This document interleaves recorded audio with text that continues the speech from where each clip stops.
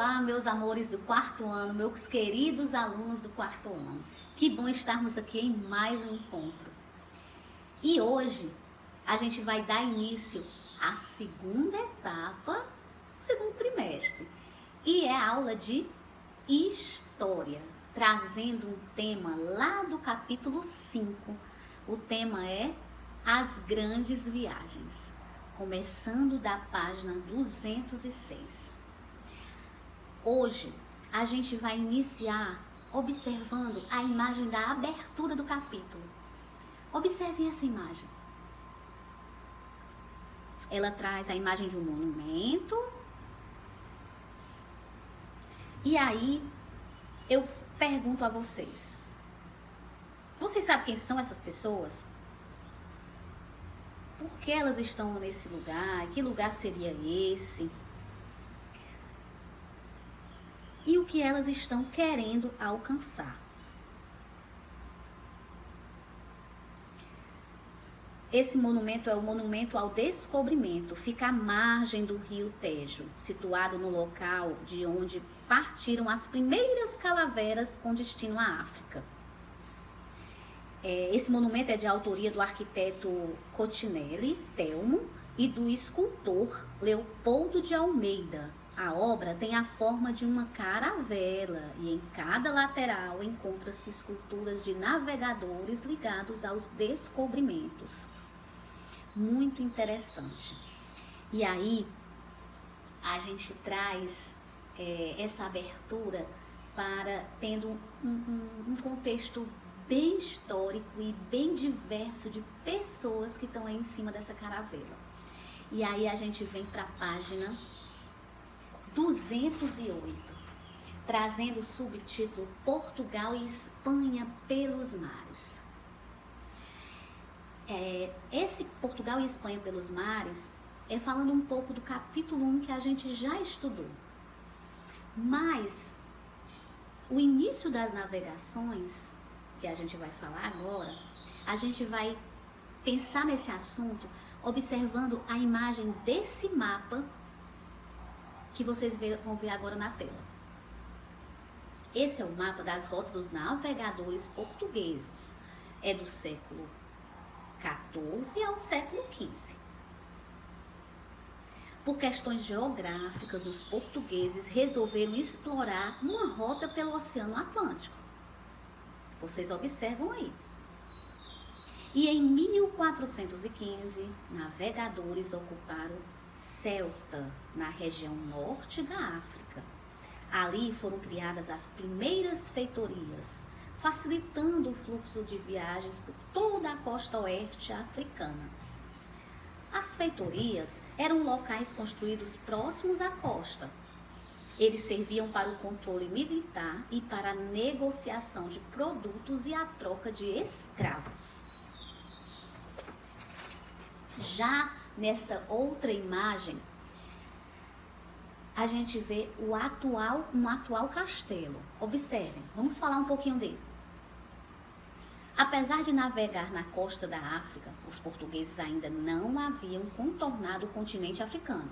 Isso aconteceu apenas em 1498, quando a esquadra de Bartolomeu Dias ultrapassou o temido Cabo das Tormentas, que passou a se chamar Cabo da Boa Esperança.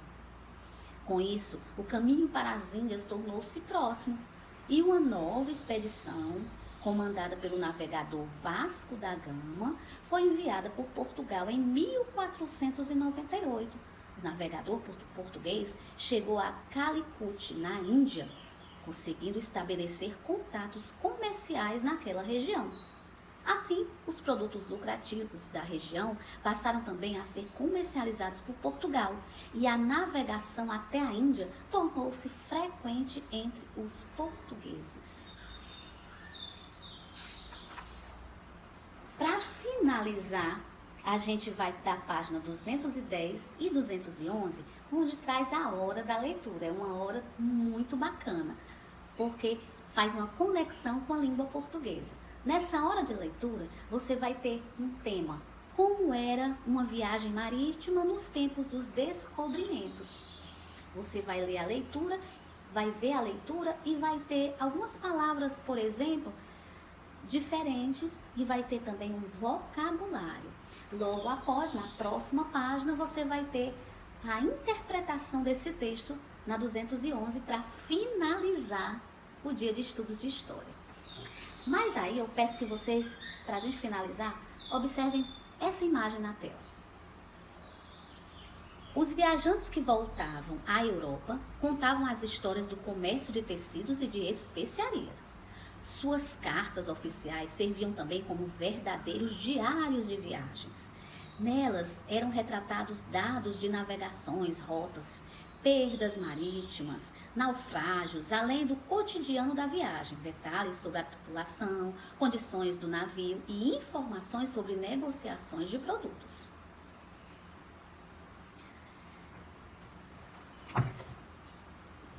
A gente traz também, falando ainda dessa viagem, olhe só um trecho do que estava escrito num desses diários de viagem.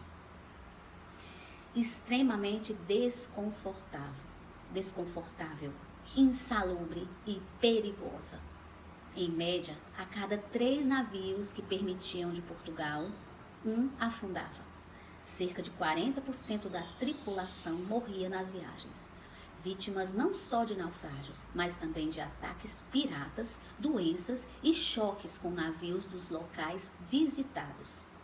Quem sobrevivia ainda tinha que aguentar o insuportável mau cheiro a bordo e as acomodações precárias. Nas cobertas inferiores, onde as pessoas dormiam, o ar e a luz eram escassos, sendo fornecidos apenas por fendas entre as madeiras, que deixavam passar também a água do mar, tornando os porões abafados, quentes e úmidos. Diz o historiador Fábio Pestana Ramos. Se o alojamento era ruim, a dieta era pior ainda.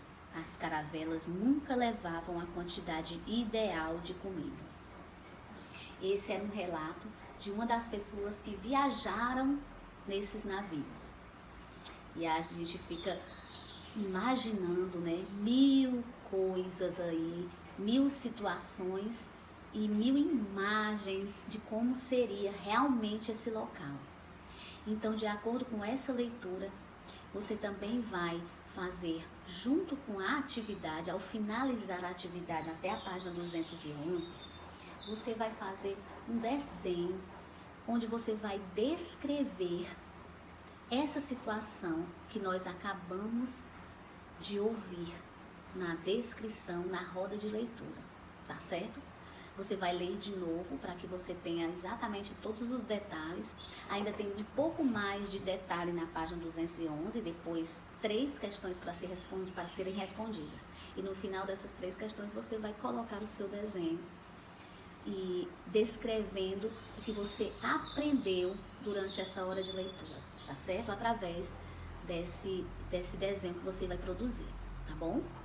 Esse vai ser o desafio. Além, claro, de para que você tenha um aperfeiçoamento do assunto, você vai fazer uma página por dia do módulo 2, capítulo 5, somente do capítulo 5, tá certo? Um abraço, um beijo bem carinhoso para você que é meu aluno e para toda a família aí de casa. Muito obrigada por ter me recebido aí na sua casa hoje. Tenha uma boa semana, uma semana muito produtiva, de muitos estudos. Um beijo no seu coração e até a próxima aula.